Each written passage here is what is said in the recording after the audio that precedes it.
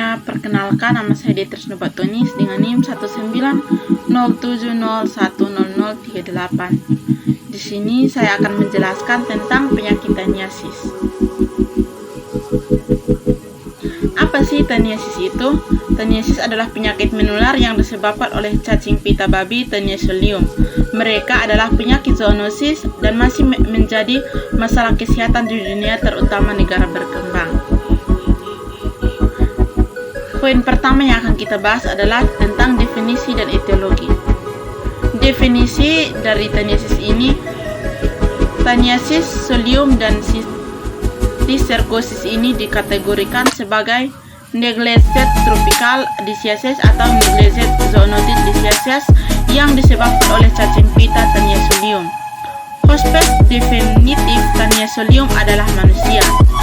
Taniasis merupakan penyakit endemik terutama terjadi di negara berkembang, contohnya di Afrika, Timur Tengah, Eropa Barat, dan juga di Meksiko.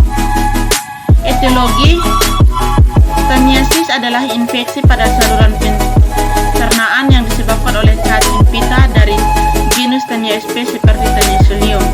Tania adalah parasit dalam usus halus manusia yang dapat mencemari lingkungan dengan telur atau proglotitnya apabila sanitasi tidak memadai. Poin yang kedua, karakteristik agen dan gejala penyakit. Karakteristik agen, telur atau proglotit grafit Tania sp dapat bertahan hidup selama beberapa hari sampai beberapa bulan di tanah dan menjadi infeksi apabila tertelan makanan yang sudah terkontaminasi. Tania hidup di usus halus untuk mendapatkan kebutuhan nutrisi hidupnya. Kemudian, pada manusia, Tesolium kebanyakan ditemukan pada jaringan subcutaneous, otot, skelet, mata, dan juga otak. Ini merupakan gambar struktur tubuh dari taniasis. Selanjutnya adalah gejala penyakit. Yang pertama, tidak enak pada lambung. Yang kedua, mual. Ketiga, badan lemah. Yang keempat, berat badan menurun. Yang kelima, diare. Yang keenam, sakit kepala. Yang ketujuh, konstipasi. Dan yang kedelapan, nafsu makan akan menurun. Pada poin yang ketiga, klasifikasi dan patofisiologi.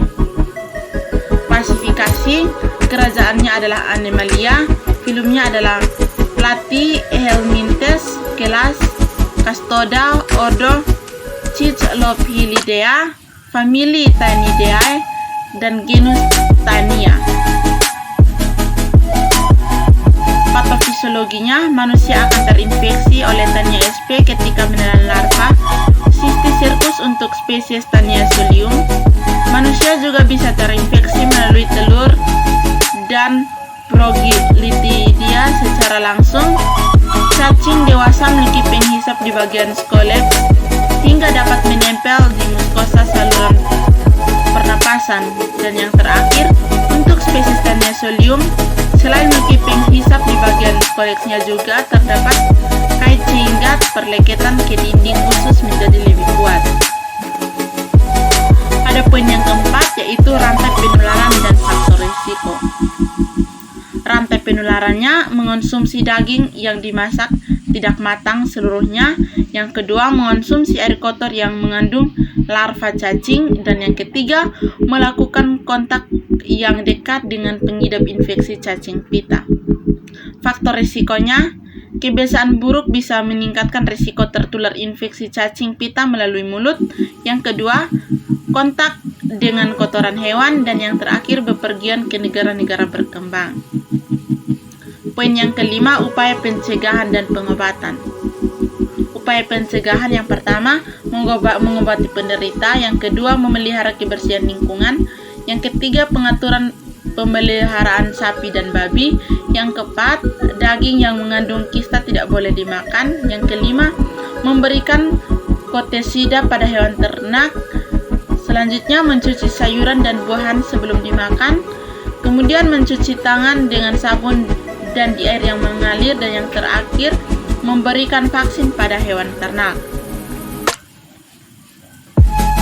Kemudian pengobatan, yang pertama bisa memberikan obat niclosamid, yang kedua memberi obat praziquantel, yang ketiga memberikan obat albendazole 15 mg, Yang keempat, memberikan obat mebendazole 200 gram.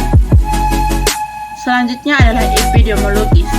Epidemiologisnya banyak ditemukan di Provinsi Bali, terutama di Kabupaten Gianyar. Selama tahun 2002 sampai 2009, ditemukan 80 kasus Taniasis akibat Tania saginata dan 84% kasus didapat di Kabupaten Gianyar. Demikian materi yang bisa saya paparkan. Sekian dan terima kasih, dan semoga dapat bermanfaat.